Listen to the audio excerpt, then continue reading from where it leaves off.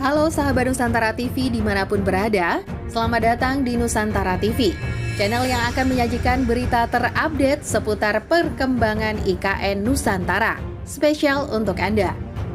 Simak terus beritanya ya, jangan lupa subscribe, like, comment, and share, agar channel ini terus berkembang. Dan langsung saja, mari kita simak berita selengkapnya. Intip progres pembangunan hunian di IKN untuk ASN hingga Menteri.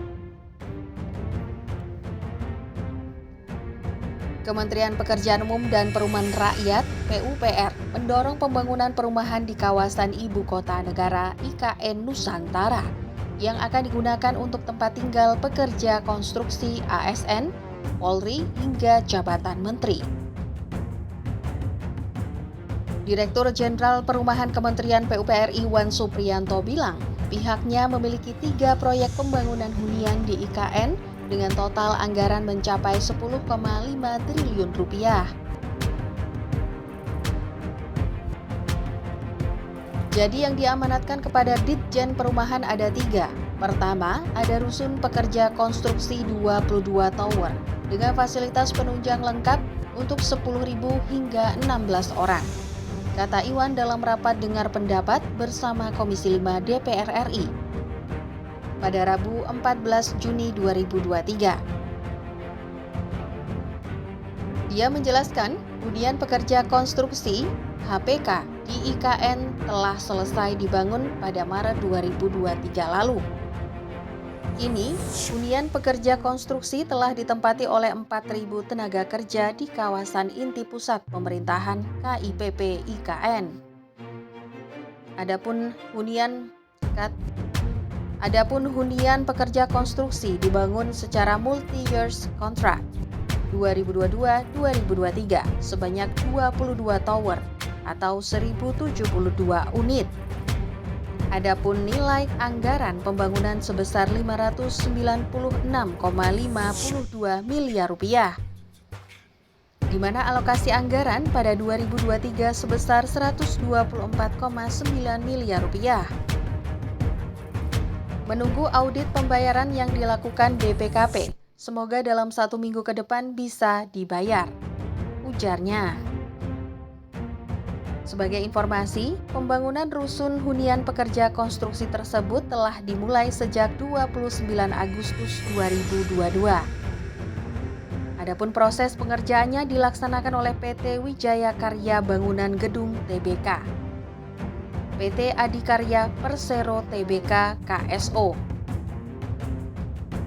Dari 22 tower, PT Wijaya Karya Bangunan Gedung Tbk atau WG mengerjakan 12 tower dengan menggunakan teknologi modular sebanyak 1.739 unit. Pembangunan hunian pekerja konstruksi di IKN dilaksanakan berdasarkan Perpres nomor 63 tahun 2022 tentang perincian rencana induk Ibu Kota Nusantara. Dengan adanya program perumahan di IKN, dia berharap investor akan ikut masuk menanamkan modal.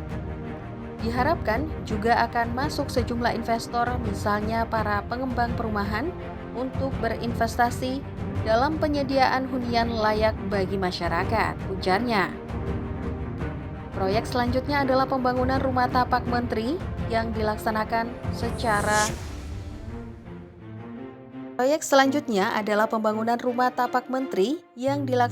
secara multi-years contract 2022 hingga 2024 sebanyak 36 unit dengan anggaran 520,46 miliar rupiah. Konstruksi infrastruktur tersebut dilaksanakan oleh PT Adikarya Cirya Jasa KSO. Saat ini, pihaknya tengah membangun rumah contoh di Persil 105 dan pembangunan nursery tanaman untuk penghijauan. Adapun progres pembangunannya saat ini mencapai 11%. Jumlah rumah tapak menteri yang akan dibangun di Persil 105 sebanyak 12 unit di atas lahan 9,1 hektar dan Persil 104 sebanyak 24 unit di atas lahan 10,6 hektar. Lebih lanjut, Iwan juga mendorong pembangunan hunian ASN dan Hankam sebanyak 47 tower rusun Saat ini tengah dilaksanakan pemekatan 47 rusun sebanyak 6 paket. Kami ditugaskan untuk membangun rusun ASN dan Hankam di IKN sebanyak 47 tower dengan pagu anggaran 9,4 triliun rupiah. Secara multi-years contract 2023-2024, di mana alokasi tahun ini 3,7 triliun rupiah tandasnya. Di luar APBN, dalam catatan bisnis, Badan Otorita IKN telah memberikan surat izin prakarsa proyek SIPP atau Letter to Proceed kepada 6 investor yang akan menggarap proyek hunian aparatur sipil negara ASN di IKN Nusantara senilai 47 triliun rupiah. Wakil Kepala Otorita IKN, Doni Rahaju bilang, dana yang dikeluarkan untuk pembangunan hunian ASN di IKN berasal dari APBN dan swasta melalui skema kerjasama pemerintah dan badan usaha KPBU. Untuk perumahan, target 17.000 untuk ASN dari pemerintah dengan anggaran 9,4 triliun rupiah.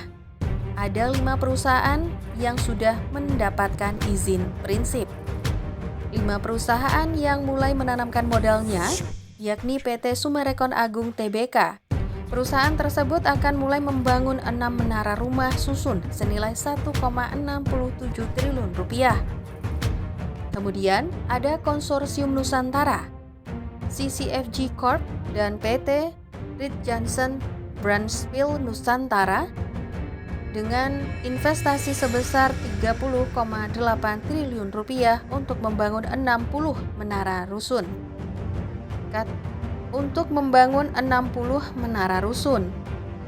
Selanjutnya, Korean Land and Development 23 unit menara rusun senilai 8,65 triliun rupiah.